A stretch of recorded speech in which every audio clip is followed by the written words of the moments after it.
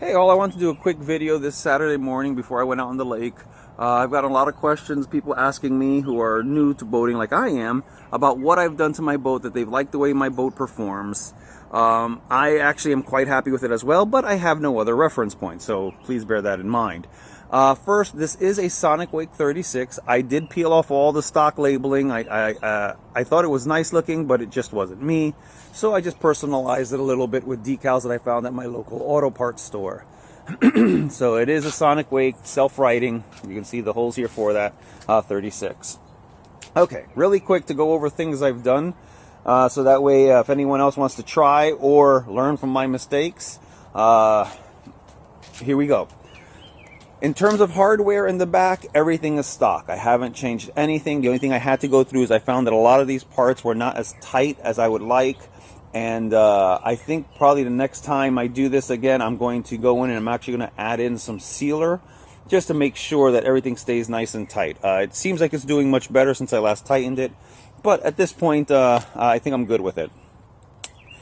As you can see, I have two leads coming out the back. So there's one of the changes I have made. First, I did separate the water intake for both motor and ESC. So this is the one for the ESC. It comes off my rudder into the ESC and then out the regular port. I have this one now that I added. You can see the pickup that I added in the back, which goes from here into the motor and then back out. And this is my exit for the water. Just so you know, I decided not to go with the standard port. Let me grab something here really quick. I decided not to go with the standard port because although this works well, what I found is I used to get lots of pieces here that would get stuck, and then this would get clogged and then I wouldn't get water through it. So if I put this wire in here, you'll see that it's pretty much touching on all the sides. There's very little gap around it.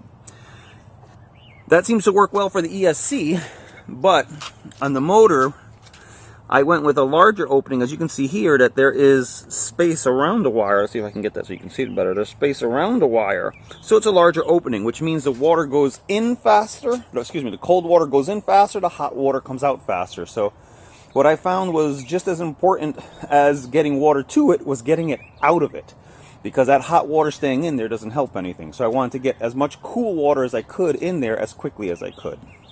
Okay, into the inside. I did have to replace my ESC. My other one just burned out. I don't know what happened with it. However, I love the ESC. However, the only thing I don't like about it is they didn't give stainless steel screws or even powder coated screws that were very good. As you can see here, this is already starting to rust, so I'm going to swap that out so that way it's stainless steel and then I don't have any issues. Moving up the line here, the other thing you'll see here that I've done is I've put another shrink loom covering on it. What I have found is I've been using it, the shrink loom has been shrinking. So there's now a gap that you can see of the connector in the middle, and you can kind of see it there. So there's a gap in the middle. So what I ended up doing is just putting one there to help protect it. I'm thinking that this shrink loom has a lower temperature that it shrinks at than this one does. So therefore they're separating, and then I was getting short sometimes, like it would stutter and do things like that. So once I covered that, the stuttering stopped, and then the boat was running smooth again. I did change the connectors, and that's just because of a preference in connector types. That's I believe it's the XT150s, if I remember off the top of my head. With my battery tray, I put foam in my battery tray because my batteries did not fit well in the stock location. This makes this a flat area, and then I can put my batteries on here without worrying about putting additional pressure on it and then ruining the lipos. I also have, and I'll take one out here, these foam pieces that I've put in from the front of my boat back. So I have my batteries that'll always go in to the same location where I like the way it performs. So that helps my batteries rest against it, and I know they're in the same spot or close to the same spot every single time. In the inside, I also took the receiver from where it was here, just to bring it out so you can see the difference. Here it is. This is where it's at now. Here's where it was, behind this strap. I moved it back further for several reasons. When I was trying to balance the boat, I was trying to get it more to where I wanted it to be, and I figured the more weight I can move behind a certain line to help offset the weight of the batteries, the better the boat would run. That was one reason. But the first reason of why I did it was I wanted to increase the range of the boat. So if I'm launching from shore, I can maximize my range. By me moving this, as you can see, there's the antenna wire right in there. This antenna wire used to go from this point over here, all the way underneath inside the boat, all the way up, and then up to about here or so. So what I've done is by sliding it back, I've been able to push the antenna wire further into the antenna, increasing my range. So now I have a lot more range on my boat than I did before. The last thing I kind of mentioned in one of my videos that I had done, and this is one of my mistakes, and then I'll tell you why. You can see some holes here in the front.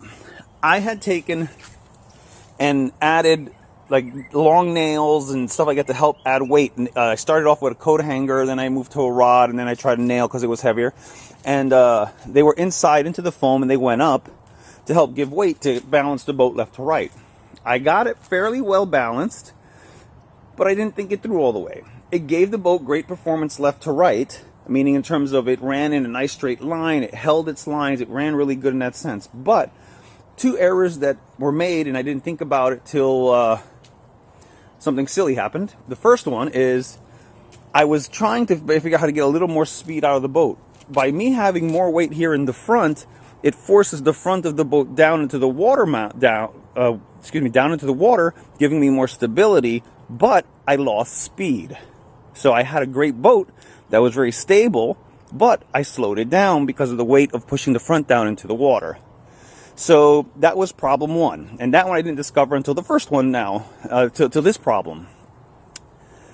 The stupid thing that really brought it to my attention was I bought this boat for the purpose of it being self-righting. I thought that was one of the greatest features for someone who was learning boats because I didn't know what to expect. So I thought that was the first thing to look for.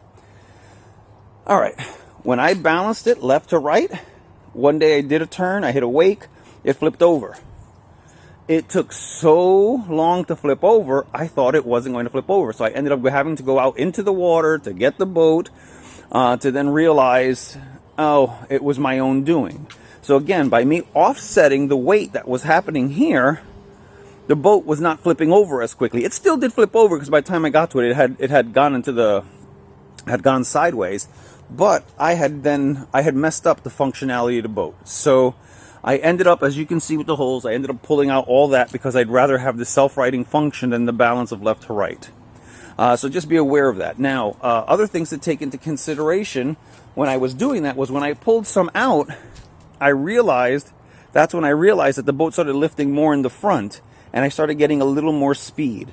So that goes to the first statement I made of, okay, that it pushes the front of the boat down, giving more stability, but the loss of speed. By me pulling that weight out, now the front's coming up, I'm riding closer in the back, giving the boat a little more speed as it goes.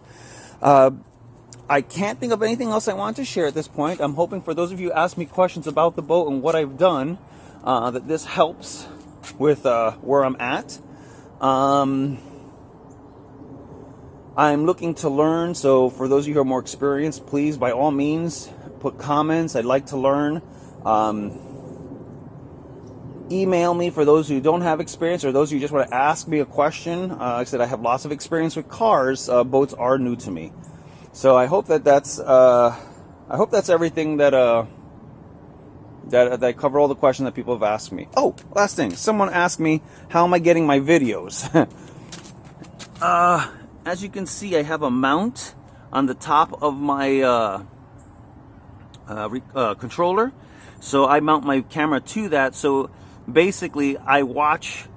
I have this kind of in the center of my vision, and as long as the camera and the boat stay basically aligned, it keeps it in the camera image. So that was just my trick to doing videos when I'm by myself. Other than that, you'll see here my little contraption to hold the straps out of the way when I'm working on it.